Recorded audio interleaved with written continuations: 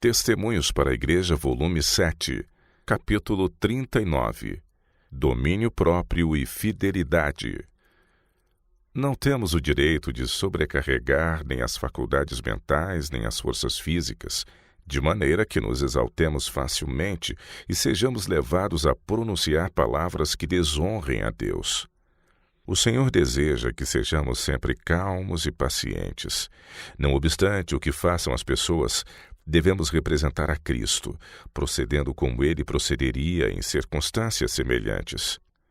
Quem ocupa posição de confiança, cada dia tem que tomar decisões das quais dependem resultados de grande importância. Muitas vezes tem que pensar com rapidez, e isso só pode fazer com êxito os que praticam estrita temperança. A mente se fortalece sob o correto tratamento das faculdades físicas e mentais. Se o esforço não for grande demais, adquire novo vigor com cada experiência. Ninguém, senão um cristão sincero, pode ser um real cavalheiro. O deixar de conformar-se com os reclamos de Deus em todos os pormenores significa fracasso e prejuízos certos para o transgressor. Deixando de seguir o caminho do Senhor, rouba ele ao seu Criador o serviço que lhe é devido. Isso reflete sobre si mesmo. Deixa de conquistar a graça, a capacidade, a força de caráter que toda pessoa que tudo entrega a Deus tem o privilégio de receber. Vivendo separado de Cristo, fica exposto à tentação. Comete erros em sua obra para o Mestre. Infiel aos princípios nas coisas mínimas, deixa de cumprir a vontade de Deus nas maiores. Procede segundo os princípios a que se acostumou. Deus não pode unir-se aos que, colocando-se em primeiro lugar, vivem para agradar a si mesmos. Os que assim procedem, no fim, hão de ser os últimos de todos. O pecado que mais se aproxima de ser desesperançadamente incurável é o orgulho da opinião própria e o egoísmo. Isso impede todo o crescimento.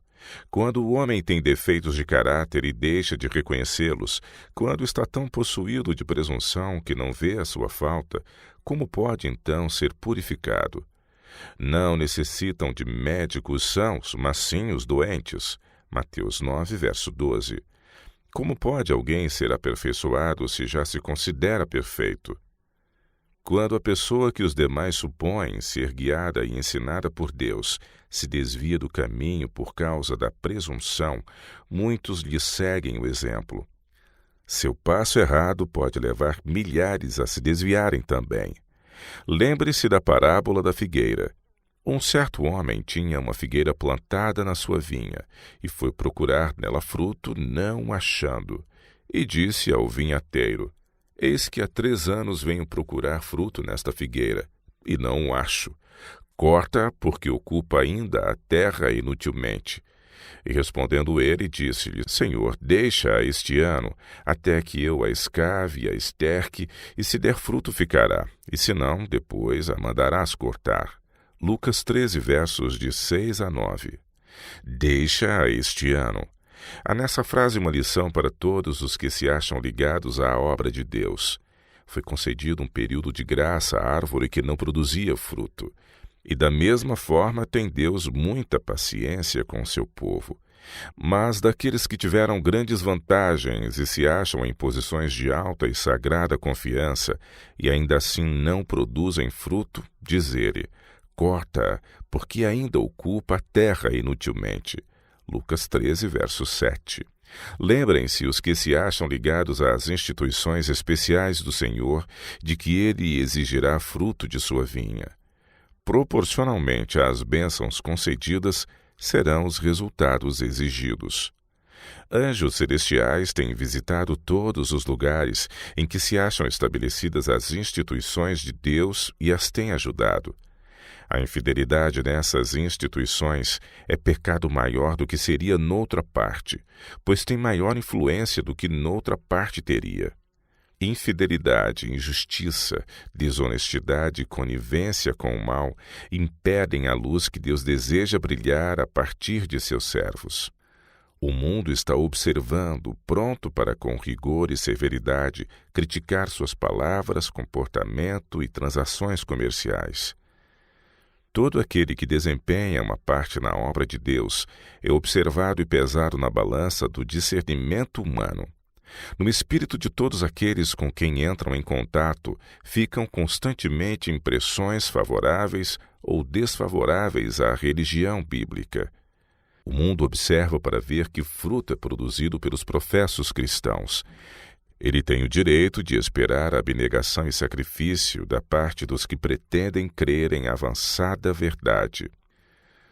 Tem havido e continuará a haver entre nossos obreiros os que não sentem a necessidade de Jesus a cada passo.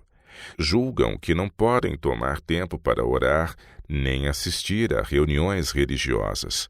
Têm tanto que fazer que não encontram tempo para conservar o espírito no amor de Deus. Quando isso acontece, Satanás entra em ação para criar vãs imaginações.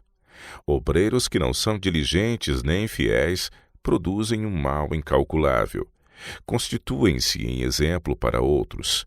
Em cada instituição há alguns que prestam serviço sincero, com disposição alegre, mas não os atingirá o fermento? Deverá a instituição ser deixada sem alguns sinceros exemplos de fidelidade cristã? Quando homens que pretendem ser representantes de Cristo se revelam como não convertidos, de caráter grosseiro, egoísta, impuro, devem ser afastados da obra. Os obreiros precisam reconhecer a santidade do legado com que o Senhor os honrou.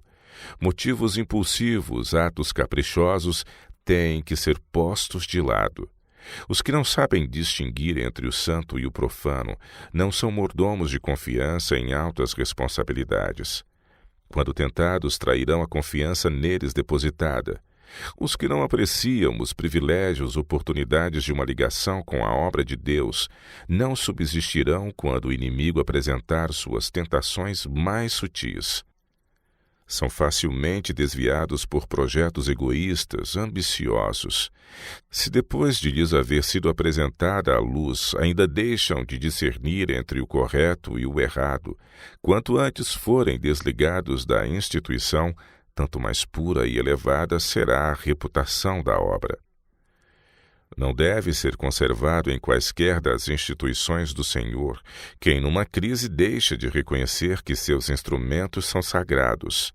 Se os obreiros não têm satisfação na verdade, se sua ligação com a instituição não os torna melhores, não lhes traz o amor da verdade, então, depois de prova suficiente, devem ser afastados da obra, pois a sua falta de religião e descrença vão influenciar os demais. Por meio deles operam anjos maus para desviar os que entram como aprendizes. Devemos escolher para aprendizes jovens promissores que amem a Deus. Mas se forem colocados em convivência com outros que não têm amor a Deus, estarão sob o perigo constante da influência profana. Os falsos e mundanos, os que são dados à tagarelice, que vivem a comentar as faltas alheias, ao passo que se descuidam das próprias, devem ser afastados da obra.